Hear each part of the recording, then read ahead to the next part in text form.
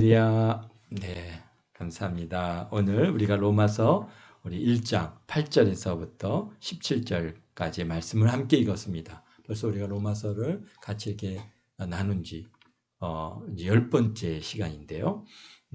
참 그동안 참 로마서의 서론에 속하는 복음에 대한 정의, 예? 예수님을 믿어 성도가 된 모든 사람들에게 아버지와 또 예수 그리스도로부터 은혜와 평강이 있기를 원한다라고 하는 인사말로 이제 서론을 마무리하고, 그리고 나서 바로 이어져 나오는 말씀은 바로 무슨 말씀이냐면 감사한다라고 하는 감사가 여기 지금 나오고 있습니다. 그것도 로마 교인들에게 감사를 지금 하고 있습니다. 사도 바울이 로마서를 갖다가 3차 복음, 그러니까 선교 여행, 전도 여행을 이제 거의 마무리하고 예루살렘으로 돌아가는 그 시점에 로마서를 고린도에서 이제 기록을 했습니다. 그래서 3차 복음 전도 여행이 주후 35년에서부터 37년까지 이루어졌으니까 대략적으로 로마서를 기록한 시기는 이제 주후 57년도가 된다라고 볼 수 있습니다. 그래서 그런데 이 3차 복음 전도행에 그래서 아주 가장 많은 시간을 갖다가 보낸 곳은 에베소죠. 53년서부터 55년까지 2년이 넘게 두란노에 머물면서 예배소에서 머물면서 두란노 서원을 갖다가 이제 개설하고 거기에서 많은 그런 사람들을, 특별히 오늘날로 따진다면 뭐 신학생들이나 또는 뭐 예비 목회자들이나 아니면 선교사들이나 또 아니면은 뭐 복음에 대한 열정을 갖고 있는 그러한 사람들을 모아서 거기서 훈련하고 교육하는 그런 장소가 바로 두란노 서원이었습니다. 그래서 두란노 서원을 통해서 에베소, 특별히 아시아 전 지역에 복음이 증거되고 전파돼서 정말 에베소가 한번 뒤집어지는 역사가 있었죠. 아시아 전 지역에 한 번씩 뒤집어져서 무슨 마술하는 자들의 그런 책들을 갖다 다 불로 태웠던 그런 사건이 바로 이제 그러한 에베소에서 이 두란노 서원에서의 그러한 2년이라고 하는 시간을 갖다가 훈련하면서 아시아의 많은 교회들이 이제 많은 지역에 직접 바울 사도가 가지 않았지만은 거기서 훈련받은 사람들이 이제 나가서 교회를 세우고 복음을 전하고 하는 일들을 이제 하게 됐는데요. 그 중에 우리가 이제 성경에 보면은 이제 빌레몬서라고 하는 이제 우리 성경인데, 그 빌레몬서에 보면 빌레몬이나 아키포나 또는 뭐 이런 사람들이 가정교회를 갖다가 그들이 이제 집에서 가정교회를 세우고 복음을 전하고 예배를 드리는 이런 일들을 하는데, 바로 이 사람들이 어떤 사람이냐, 바로 저기죠, 두란노 서원에서 훈련받아서 이제 목회자가 돼서 목회자로 일을 감당하기 시작했어요. 그러니까 지금은 뭐 정말 목회자가 되는 게 뭐 시간이 굉장히 많은 시간을 갖다가 요소를 뭐 신학생 3년 또 뭐 신대원 3년 뭐 최소 7년은 공부를 해야 되지만, 그렇다고 해서 꼭 7년을 다 해야 목회를 시작할 수 있는 것은 아닙니다. 뭐 제가 신학교를 다닐 때도 그렇고 지금은 좀 어떤지 모르겠어요. 지금은 우리 안양 지역에도 그렇게 개척하시는 분이 없는데, 신학생 때, 뭐 3학년 때, 한 2년 공부하고, 아니면은 신학교 들어와서 한 1, 2년 지난 다음에 교회를 개척하고, 아예 좀 나이가 들어서 들어오시는 분들은 아예 신학교 들어오면서 교회를 갖다 개척해가지고 이제 목회를 시작하는 그런 분들이 굉장히 많았었습니다. 저의 경우, 제가 신학교를 다닐 때만 해도. 그런 것처럼 여기 또 물론 이제 그럴 수 있었던 것들은, 그분들은 벌써 이제 뭐 청년 때 집사로 또는 장로로 그렇게 훈련받고 신앙생활을 열심히 하다가 이제 부름받아서 신학교에 들어오시자마자 바로 이제 교회를 개척하는 예이지만은, 아마도 이 두란노 서원에 오는 그런 분들은 아직 복음이 증거되기 시작한 지가 얼마 되지 않았습니다. 바로 바울 사도가 이제 1차, 2차, 3차에 걸쳐서 이제 복음을 전하기 시작했기 때문에 그분들이 예수님을 믿기 시작한 지는 길어야 한 5년 뭐 이렇게 됐다고 보아질 수 있죠. 그러다가 이제 두란노 서원을 갖다가 개설했다라고 하시는 말씀을 듣고 막 이제 그 두란노로 와서 훈련을 받고 또 그리고 교회를 개척하고 선교사로 이제 파송돼서 나가는데 그 분들이 이제 일부는 선교사로 파송돼서 멀리 어디까지 갔습니까? 바로 로마까지 간 거죠. 로마에 가서 복음을 전하고 교회를 세우면서 로마에서 나름 그런 성공적인 복음 사역을 하고 있는 것을 우리가 볼 수 있습니다. 로마서 16장에 보면은 이제 여러 인물들이 나오는데요. 다 대부분 바울 사도로부터 훈련받고 그 다음에 이제 로마에 선교사로 나가신 분들이 아니겠는가 이렇게 보아지는데요. 한 30명 정도의 이름이 나옵니다. 그래서 에베소 두란노 서원에서 훈련받고 로마로 가서 거기서 열심히 이제 복음 사역을 하다가 보니까 그런 또 어떤 그런 증거들이 우리가 어디서 볼 수 있냐면 사도행전 28장에서 보면은 28장 우리 이제 바울 사도가 결국은 큰 풍랑을 갖다가 맞추고 로마로 이탈리아에 도착해서 로마로 가는 길에 보면은 우리 11절에 보면은 수라구사에 대고 사흘을 있다가 거기서 둘러가서 레기온에 이르렀더니 하루를 지낸 후 남풍이 일어나서 이들이 이튿날 보디올에 이르렀고 거기서 형제들을 만났다 그랬습니다. 보디올에서 형제들을 만났어요. 어디 믿음의 형제죠. 보디올은 굉장히 이탈리아 남부 지역입니다. 로마에서부터 굉장히 밑으로 뭐 지금 우리나라로 따지면은 저기 뭐 어디 정도일까요? 군산 정도의 거리인 것 같아요. 군산 정도의. 그러니까 로마로 가기 위해서 이제 실질적으로 군산에서 배를 갖다가 내려서 거기서 육로로 이제 서울로 오는 것처럼 그렇게 지금 여기가 보디올이라고 곳이 이제 그런 곳인데요. 거기에서 형제들을 만났다는 거예요. 물론 그 지역에 이제 사역하는 형제일 수도 있고 아니면 소식을 듣고 그곳으로 이제 찾아온 사람들이.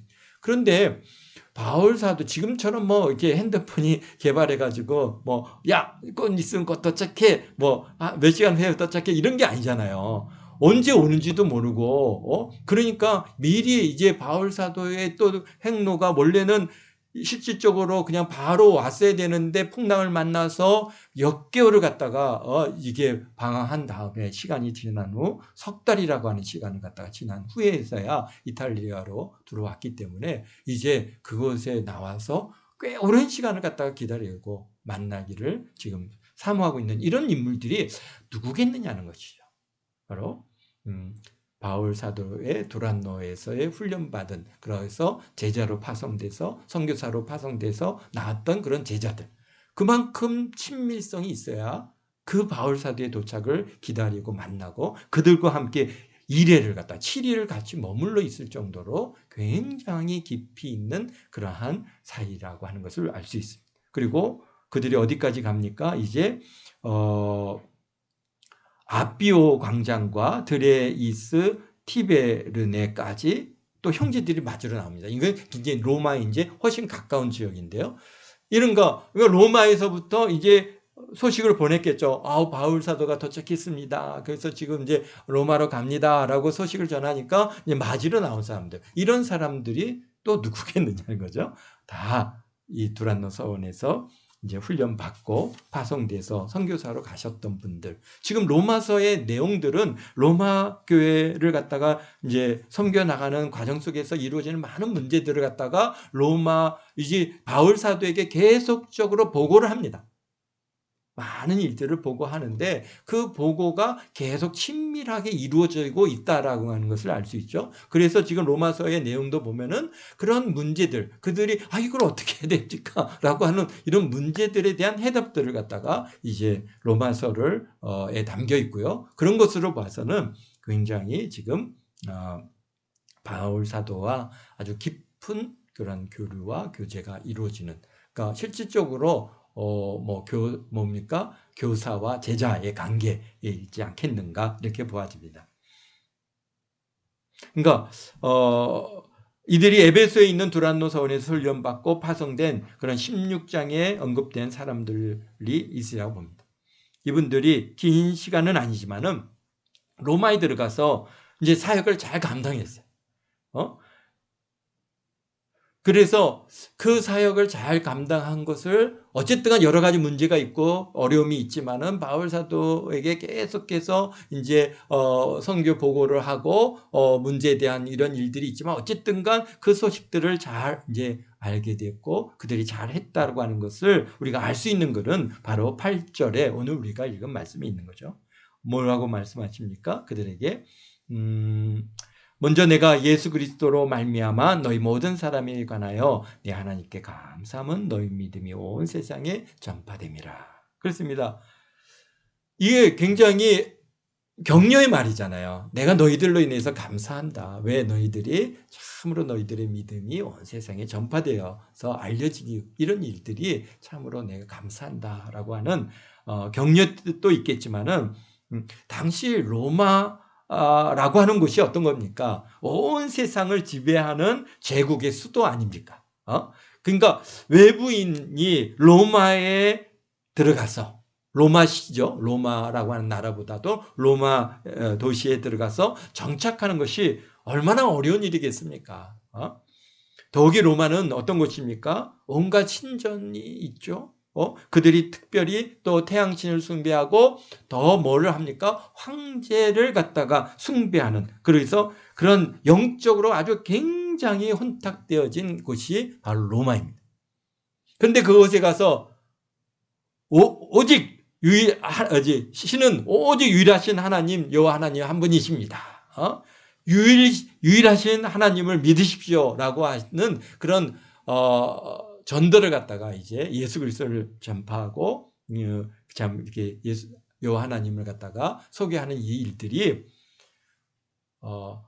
그 사람들이 들을 때는, 로마인들이 들을 때는 그들의 신인 황제를 갖다가 부인하고 황제의 권위를 떨어뜨리는 결과를 가져온다라고 그렇게 여겨지는 것이죠. 그러니까 가서 정말 이게 이 복음을 전하는 일이 지금 굉장히 우리가 생각한 것처럼 가서 그렇게 쉽게 전도하기가 어려운 그런 시대였다는 것을 우리가 알 수 있습니다. 더욱이 우리가 알지 않습니까? 초대교회도 예수님을 죽이려고 했던 죽고 십자가에 못 박은 그런 여러 가지 배경 속에서도 보면은 주장하는 게 뭡니까? 제 예수님이 자기를 신이라 했다, 주라 그랬다, 뭐 왕이라 그랬다, 우리는 오직 가이사만 우리의 황제이고 우리의 왕이다라고 얘기를 갖다가 그들이 하는 것을 우리가 볼 수 있는데요. 그러니까 초대교회 교인들을 몹시 핍박했고, 그다음에 로마인들이 유대인들을 갖다가 로마에서 다 쫓아냈던 시기가 있었습니다. 왜 그랬어요? 그들은 뭘 믿지 않는 거예요? 황제를 갖다가 그들이 숭배하지 않는단 말이죠. 유대인들이. 자기네들은 유일하신 여호와만 우리의 하나님이다라고 그렇게 주장을 하니까 그게 꼴보기 싫었으니까 다 쫓아냈던 일들이 있습니다. 오늘날에도 복음을 전하는 일 중에 가장 어려운 것이 어디겠습니까? 생각해 보십시오. 오늘 지금 이 시대, 2022년도 이 시대에 참 복음을 전하기에 우리가 가서 복음을 전하기에 가장 어려운 곳이 어디일까요? 네, 바로 그것이 어디입니까? 저 북한 땅입니다. 왜 그럴까요? 기밀성을 그들은 신으로 여기지 않아요. 기밀성을 신으로 여기는 그런 기밀성 신교의 그런 전체가 전체주의로 지금 빠져져 있기 때문에 그곳에 가서 기밀성은 신이 아닙니다. 오직 하나님께서 유일하신 하나님이십니다라고 얘기를 하면 어떻게 되겠습니까? 그럼 바로 잡혀가죠. 바로 잡혀가서 아마 심지어는 지금 죽게 되어지는 그런 아마 지금도 심지어는 김일성 사진 붙어 있는 그 화보 띄었다고 그 미국 우리 청년 하나를 갖다가 그렇게 죽음에 이르기까지 만드는 그런 곳이니 김일성은 신이 아니다. 오직 하나님, 예수님 믿어야 됩니다라고 얘기를 하면은 그들은 지금 뭐 정말 그렇게 전하는 사람들 잡아서 죽임을 당할 수 있는 그런 위기가 북한 땅에 가장 어려운 것입니다. 왜? 그들의 신이 있기 때문에 그렇습니다. 그런데 그런 반면에 우리가 저개발 국가들은 그래도 우리 선교사님들이 많이 나가서 이제 선교 사역들을 감당하죠. 가서 선교 활동하는데 굉장히 물론 이제 여러 가지 어려움들 뭐 저개발 국가라 해서 어려움은 없는 것은 아니지만 그러나 어쨌든가 이게 뭐랄까요? 아주 이렇게 부유한 지역에 가서 복음을 전하는 것보다는 훨씬 용이한 점을 갖고 있습니다.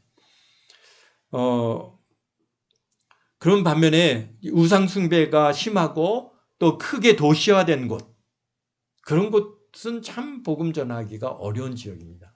그런 곳이 지금 어디가 있을까요? 가장 우리에게서 가까운 곳 중에 하나는 일본 도쿄죠. 일본이란 나라는 온갖 잡신을 다 숭배하고 거기뿐만 아니라 그들은 일왕을 갖다가 그들은 천황이라고 부르면서 일왕 숭배 지금 빠져 있기 때문에 우리가 일제시대 때에도 우리 예수 믿는 사람들을 잡아 죽인 가장 큰 이유 중에 하나, 많은 핍박을 받게 된 가장 큰 이유 중에 하나는 일왕은 저게 이제 뭐라 그러나요? 신이 아니다. 오직 예수님만이 신이고 오직 하나님만이 신이다. 라고 얘기를 해서 그것 때문에 잡혀서 고난당하고 옥에 갇히고 심지어는 죽임을 당한 일들이 얼마나 많았는지 모릅니다. 그래서 사실 지금도 뭐 일본이 우리처럼 우리 대한민국처럼 이렇게 자유로운 국가일 것 같지만은 그렇지 않습니다.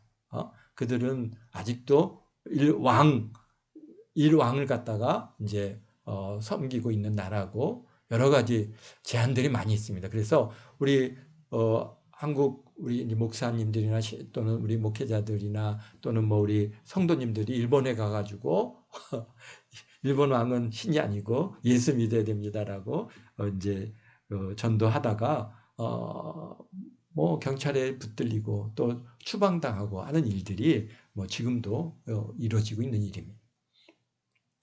그래서 정말 지금도 실질적인 어려움이 많이 있습니다. 또 그러기에 또 정말 어려운 지역은 또 어디겠습니까? 일본보다 더 어려운 데가 있죠. 지금 모슬렘 지역이죠. 그들은 알라를 갖다가 신으로 섬기는데 알라가 신이 아니다. 오직 예수 그리스도를 믿어야 구원을 받는다라고 그렇게 우리가 전도하게 될 때 사실은 목숨 내놓고 해야 할 경우들이 굉장히 많이 있습니다. 그러니까 그런 지역, 지금 로마라고 하는 곳은 지금 어떤 곳이냐? 바로 이런 영적인 전쟁터에 속하는 곳입니다. 왜? 황제를 갖다가 숭배하고 있잖아요. 또 그들이 태양신을 숭배하고 있잖아요. 그런데 가가지고 그런 것이 아니다. 오직 예수님을 믿어야 구원을 받는 것이고 우리에게 여호와 하나님을 믿어야 된다라고 그렇게 전도하는 이 어려움이 이 로마 교회 교인들에게 있다라고 하는 것을 우리가 이 배경을 좀 알아야 됩니다. 그리고 또 그 로마에 가서 이게 이제 선교 사역하는데 또 가장 어려운 일 중에 하나가 또 뭐냐 실질적으로 어려움을 겪게 되어지는 일 중에 하나는 뭐냐면 재정적인 문제죠. 우리가 좀 이렇게 저개발 지역에 가서는 우리가 이렇게 선교사님들이 사역하는데 굉장히 여유가 있으세요. 여기서 어느 정도의 선교비를 가지고 가면은 그곳에 가면은 꽤 큰 힘이 되어지고 일단은 생활비가 많이 들지 않아요. 뭐 생활비의 가장 중요한 부분이 이제 주거비인데 주거비가 그렇게 많이 들지 않거든요. 거기다가 이제 물가도 좀 우리 한국에 비해서 싸니까 물가 비용. 그리고 이제 아이들에게 뭐라도 이제 나눠줘야 되잖아요. 선교는 뭔가 이게 물질을 통해서 이제 나눠주고 베풀어줌으로써 이제 그런 일들이 가능한데, 그분들에게 나눠주고 베풀어주는 일들이 굉장히 용이해요. 그런 반면에, 이게 뭐 정말 이렇게 우리보다도 더 물가가 높은 그런 지역에 있죠. 뭐 우리가 가까운데 일본이라고 하는 그런 곳에 도쿄에 가서 정말 교회를 갖다가 선교사님이 교회를 갖다 거기에서 공간을 빌리고 또 그분들이 거기에 거주하고 생활하는데 보통 우리보다 10배가 비싸잖아요. 그러니까 뭐 우리가 70만행 정도 이제 그 어떤 이런 공간을 갖다 빌려서 이제 교회를 창립한다고 할 때 뭐 월세가 70만행인데 우리가 그들이 일본에서는 70만행이지만 우리가 볼 땐 그게 얼마입니까? 700만 원이에요. 유한한 공간을 빌리는데 그만큼 들어가는 거예요. 그러니까 물론 거기서 일을 해서 거기서 이제 수입을 얻어 가지고 이 공간을 유지한다면은 그냥 70만 원 정도의 그러한 부담이 되겠지만은 우리 한국에서 선교비를 보내서 그 공간을 갖다 유지하려면은 그거는 얼마가 들어가야 된다고 우리가 느낄 때는 700만 원이라는 거예요. 그러니까 이게 선교사를 파송해서 일본 선교사님들이 그래서 굉장히 어렵고 그분들이 힘든 그 배경 안에는 영적인 문제도 있지만은 이 물질적인 문제, 이 재정적인 문제의 압박감이 굉장히 큽니다. 그러니까 그런 것들이 그런데 이 로마는 어떤 곳이에요? 이게 정말 이것은 제국의 수도 아닙니까? 정말 그 모든 부가 다 쏠려 있고 모여진 곳이 로마거든요. 그들은요 전쟁을 통해서 점령해 갖고 그 뭐 모든 국가의 뭔가 그 노량물을 갖다 다 끌고 와서 로마에다가 다 풀어놓는 거예요. 그러니까 이 로마라고 하는 것이 부가 아주 그냥 최고의 부의 상징인 나라가 바로 지금 로마인데 그 로마에서의 그러한 생활이라는 게 우리가 생각해 볼 필요가 있는 겁니다. 쉽지 않죠. 얼마나 많은 재정적인 그런 필요가 있어야 가능하겠습니까? 그러니까 우리가 이제 에베소에서 우리 바울 사도를 통해서 훈련받고 로마로 파송했어요. 가서 물론 바울 본인도 자비량으로 선교사의 일을 감당했지만은 지금 이분들도 다 가서 자비량으로 선교 활동을 갖다가 지금 감당하는 거죠. 어디 뭐 지금처럼 뭐 그 선교 후원교회가 있어갖고 막 그냥 전적으로 후원하는 그러한 사역은 이 초대에는 이루어지지 않았을 것입니다. 왜? 일단 물질을 보내고 받고 하는 그런 용이성이 일단 없어요. 지금이야 뭐 은행 구자를 통해서 이렇게 뭐 이렇게 보내드리지만은 그러나 그때는 그렇지 않잖아요. 그러니까 어떻게 해서 그분들은 거의 대부분이 다 자비량을 한 거죠. 가서 일을 하는데 그런데 뭘 외국인이요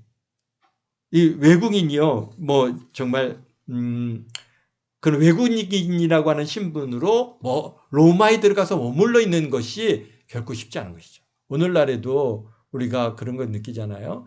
뭐 우리 필리핀이라든지 베트남이라든지 이런 분들이 한국에 오는 게 얼마나 어려운지 모릅니다. 한국에 들어와서 이제 머물다가도요 어떤 특정한 시간이 지나면은 무조건 나가야 돼요.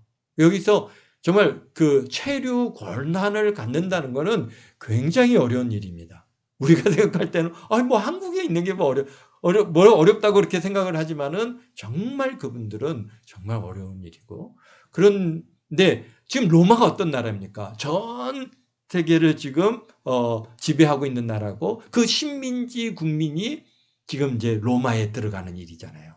그러니까 아마도 굉장히 여러 가지 제한들이 있었고 어려움이 있었을 겁니다. 우리가 일제시대 때 한국 사람이 일본을 가는 일이요. 그러니까 아무나 갈 수 있는 게 아닙니다. 뭐 뱃삭을 산다고 해서 갈 수 있는 게 아니에요. 돈이 있다고 해서 일본 땅으로 들어갈 수 있는 게 아니에요. 그러니까 그와 마찬가지로 로마도 여러 이제 식민지에서부터 사람들이 다 로마로 몰려왔을 텐데 그러한 그 시대에 로마에서 외국인으로서의 신분을 가지고 거기에서 생활하는 것이 더구나 식민지 지역 출신의 사람들이 로마에 들어가서 머물 수 있다는 것이 아마 그렇게 용이하지는 않았을 것이고 뭐 좋은 곳에 여유롭게 사역하기는 어려웠을 겁니다. 굉장히 어려운 지역에 낙후한 지역에 또 뭐 쉽게 얘기해서 오늘날 따지면 뭐 빈민 지역에 이런 데 들어가서 왜 기본적으로 그들의 생활 수준과 엄청난 차이가 있으니까 그러니까 들어가서 사실은 어려운 사람들 정말 힘들고 정말 이 선교사님들의 도움과 손길이 필요한 그런 사람들을 아마 초기에는 복음을 전하고 예수 그리스도를 증거하고 그래서 교회가 세워지고 그렇게 지금 시간이 왔어요. 그러니 우리 바울 사도가 생각할 때 얼마나 감사한 일이겠습니까? 오늘날도 우리가요, 지금 이제 모슬렘 지역에서 사역하는 선교사님들이 계십니다. 이분들이 복음을 전하는 일이 결코 용이하지 않아요. 또 공개적으로 예수님을 전하지 못합니다. 그러니까 대부분 어떻게 하시냐면 1대1로 이제 전도를 하는데요. 1대1 전도도 그냥 아무나 붙들고 예수님 믿으세요. 이렇게 제가 예수님을 믿는데 우리 누구도 예수님 믿었으면 좋겠습니다. 그렇게 말을 꺼낼 수가 없다는 거예요. 한번 말을 잘못 꺼냈다가 그 사람이 이제 그것을 갖다가 고발을 한다든지 또는 누구에게 알린다든지 이렇게 되면은요, 그 지역에서 어떻게 해야 돼요? 추방당해서 나올 확률이 굉장히 높습니다. 그러다 보니까 정말 그런 깊은 신뢰가 쌓여서 이 사람이 내가 이제 그리스도인인 것을 갖다가 이제 이 사람도 알고 암암리에 서로 아는 거죠. 알고 그러면서 그럼에도 불구하고 이제 이 사람들이 나를 갖다가 해코자 하거나 그런 의도가 없고 정말 서로 간에 친밀함이 이루어진 다음에 그때 생각하고 우리 참 집으로 초대하고 또 같이 식사도 하고 그러면서 이제 또 예수님 얘기도 하고 우리 함께 예배드리자고 해서 그런 예배 한 사람을 전도하는 이 과정이 쉽게는 몇 년이 걸리기도 하고 또는 몇십 년이 걸리기도 하고 그렇게 하면서 그렇게 차츰차츰 이렇게 정말 이렇게 전도하는 그러한 일이 이루어지는 경우들이 대부분입니다. 그러다 보니까 오랜 시간을 갖다 머물러 있는다는 이 일 자체가 결국은 이제는 선교가 되는 거예요. 그곳에 불신의 지역 아닙니까? 전혀 예수의 이름도 모르는 그 땅에 우리 선교사님들 가정이 들어가서 거기서 기도하고 하나님 말씀을 갖다가 읽고 예배드리고 하여튼간 예수 그리스도의 그러한 제단을 예배의 단을 갖다가 계속 쌓는 그래서 그 지역의 영혼들을 위해서 계속 기도하고 또 기도하는 일. 그 모든 것들이 다 참으로 귀한 것이고 그래서 오늘 우리가 생각할 때는 금방 우리 대한민국처럼 금방 교회 개척하면은 몇 명 됐느냐 몇십 명 모았느냐 몇백 명 됐느냐 그런 관점에서 자꾸 보는데 그렇지 않습니다. 정말 그분들이 거기서 10년, 20년 그곳에 머물러 있다고 하는 이 자체가 그게 너무너무나 귀중합니다. 왜? 그 영적인 싸움들이 얼마나 그게 큰지요. 더욱이나 우리 타이페이 같은 우리 대만 타이페이 불교의 영이 얼마나 강력하게 사로잡고 있는지 정말 그곳에서 우리가 이렇게 주여 한번 하고 외치고 기도하는 일이 이게 쉽잖아요. 근데 거기는 교회를 개척한다고 해서 방해하거나 어떤 제한이 있는 것도 아닌데 가서 쥐야 하고 기도하는데 쥐야 하고 기도가 막 쫙 올라가야 되는데 쥐야 이렇게 막 눌려서 그 영적인 그 분위기에 눌려가지고 기도가 약간해서 기도의 줄을 잡기가 굉장히 어려운 곳이 그 대만 선교사님으로 갔다 오신 분들의 그런 선교 보고가 많이 있습니다. 우리가 저희들이 직접 가서 기도해 보지는 않았지만은 그러나 그럴 수 있겠다. 그러니까 정말 이 대만에서의 그런 그 생활 선교사님들이 들어가셔서 그곳에 생활한다는 거 그것 자체가 우리에게는 굉장히 귀한 일이라고 하는 사실입니다. 그래서 우리가 이 지역에 로마에 가서 지금 우리 이 선교사님들이 거기에 머물고 거기서 복음을 전하고 그렇게 몇 년을 갖다가 지금 보냈잖아요. 이 자체가 얼마나 귀한지 우리 바울 사도가 그래서 먼저 내가 예수 그리스도로 말미암아 너희 모든 사람이 관하여 하나님께 감사한다. 오늘도 우리가 그분들을 대할 때 어떻게 합니까? 정말 우리 선교사님들의 지금 우리에게 쉽게 얘기해서 평양에서 숨어서 예배드리는 그런 지하교회들이 지금 있다고 합니다. 왜 없겠습니까? 이 북한 땅에도 많은 그런 가끔씩 특히 이제 황해도 지역에서는 많은 그런 지하교회가 있었는데 언젠가 그게 다 들통나가지고 지금은 이제 거의 싹이 다 말랐다고 하지만 그럼에도 불구하고 하여튼간 이북 땅에 그런 지하교회 성도들이 있습니다. 그런 우리 그들의 소식을 들을 때 우리 여러분들의 마음은 어떻습니까? 이야, 정말 귀하다. 하나님 감사합니다. 정말 저들이 목숨 걸고 저렇게 신앙을 갖다가 유지하니 저들의 믿음이 정말 귀하고 대단하고 그 일들이 우리 한국교회 또 전 우리 세계에 알려져 갈 때 참 그것을 우리가 하나님 앞에 감사할 수 있습니다. 지금 이제 뭐 내일 모레면은 우리 뭐 사우디의 막 누구죠?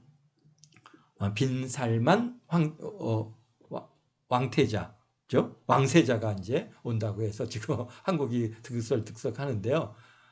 사우디에서의 복음이 정말 제일 그러한 이란과 사우디아라비아가 모슬렘으로서 그 지역에 교회 이방인들이 가서 교회 예배 드리는 것조차도 허락을 안 했던 지역이 사우디아라비아입니다. 그런데 어쨌든간 그 사우디아라비아에도 선교사님들이 들어가서 왕세자에게 복음을 전해서 그 지금 이제 지금 이게 빈살만은 아니지만 그 아버지인가요? 그 주치의가 한국 크리스찬이었어요. 그래갖고 당신 예수님 믿어야 된다고 그렇게 복음을 전하고 어쨌든가 그런 일들이 우리가 알지 못하는 속에서 하나님께서는 놀랍게 그 일들을 이뤄가고 있다고 하는 사실이죠. 우리가 그럴 때 그런 말을 들을 때 우리가 항상 정말 하나님 감사합니다. 그래서 우리 여러분들이 그런 분들의 소식을 또 여러분들이 개인적으로 만나서 알게 돼서 우리가 편지를 쓴다고 하면은 무슨 말을 제일 처음에 쓰겠습니까? 오늘 바로 우리 바울 사도가 8절에 기록한 것처럼 내가 예수 그리스도로 말미암아 너희 모든 사람에 관하여 내 하나님께 감사함은 너희 믿음이 온 세상에 전파됨이라.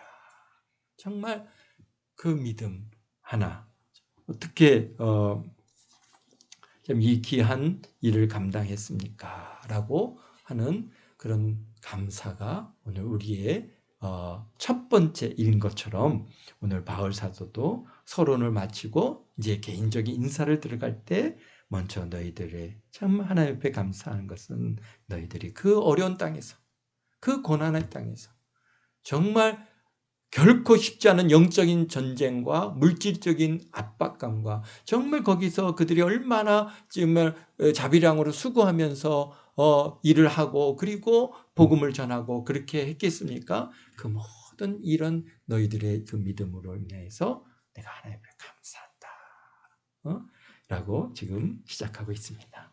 오늘 우리도 참 신앙생활을 하는 우리 또 교회로서 우리가 이제 많은 선교사님들을 우리가 섬기고 전도하는데 초기에는 중국 땅에도 굉장히 많은 선교사님들이 계셨고 그 다음에 모슬렘 지역에서도 많은 분들이 이제 사역을 들어가서 소식을 전하고 그랬는데 점점 지금들은 이제 그런 소식들이 이제 줄어들고 모슬렘 지역도 많이 줄고 특별히 정말 초기에는요, 97년도, 98년도, 2000년 전에는 정말 막 그냥 불같이 우상사님들 들어갔는데 지금은 조금 더 이 세상이 외부에 오는 이 일에 대해서 자꾸 차단이 더 심해지고 있습니다. 그래서 지금은 뭐 동남아 지역이나 아프리카 지역의 선교 활동들이 많이 이제 이루어지고 있지만 그러나 그럼에도 불구하고 모슬렘 지역, 터키를 중심으로 하는 그런 모슬렘 지역에 들어가서 사역하시는 분들이 있고, 또 남미나 또 멀리 저 유럽 땅도 굉장히 지금은 신앙의 볼모지화되었습니다. 영국도 그렇고 이런 곳에 우리 한국의 선교사님들이 들어가서 교회를 개설하고 전도하지 않으면 안 될 그러한 영적인 그런 피폐들이 와 있습니다. 우리 그런 분들을 위해서 우리가 기도하고 좀 그분들을 또 우리가 열심히 또 섬길 수 있는 그런 은혜가 있게 되시기를 바랍니다. 기도하겠습니다. 거룩하신 아버지 하나님, 참 우리 로마 교회의 참 이 첫 성도들의 삶이 어떨지를 우리가 한번 생각해 보았습니다.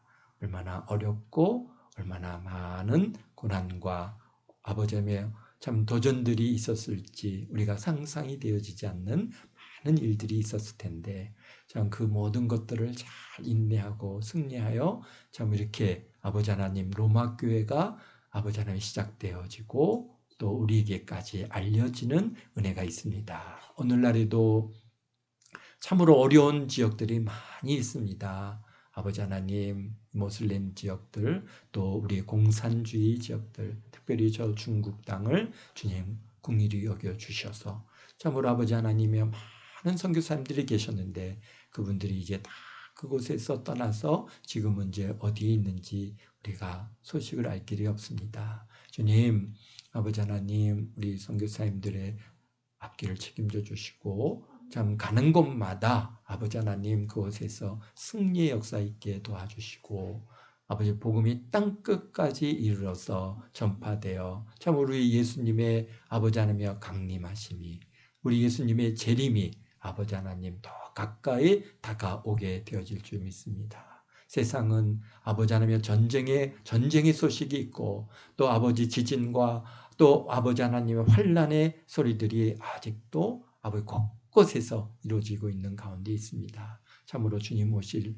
그때가 점점 가까이 온 줄 아오니 참으로 깨어 좀 주님 오실 날을 기대하고 준비하는 우리 모두가 되게 도와주옵소서. 어찌하든 한 영혼이라도 더 죽기로 인도할 수 있는 우리 도안교 모든 성도들 또 그의 모든 삶 다 되도록 주님 축복하시고 또 우리 주일날 또 우리 추수감사주일로 모일 텐데 아버지 하나님 참으로 기쁨이 있고 즐거움이 있고 감사가 넘치는 그런 귀한 시간 되도록 주님 축복하시니 감사합니다. 우리 성도들의 가정에 평강 허락하여 주옵소서. 참으로 저들의 삶에 아버지 하나님의 은혜와 평강이 넘치는 그런 귀한 시간들 다 되도록 축복하심을 감사하며 예수님의 이름으로 기도하옵나이다.